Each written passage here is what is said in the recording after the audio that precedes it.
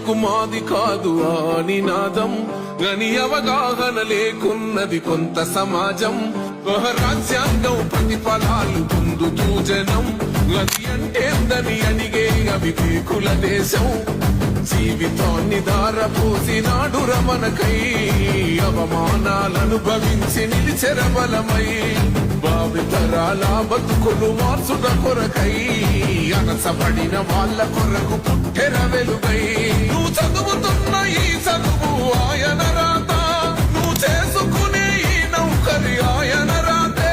నువ్వు పొందే ఏ పదవైనా ఆయన భిక్షే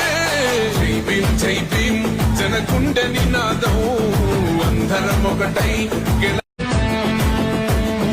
మాకెందుకు మాది కాదు ఆ నినాదం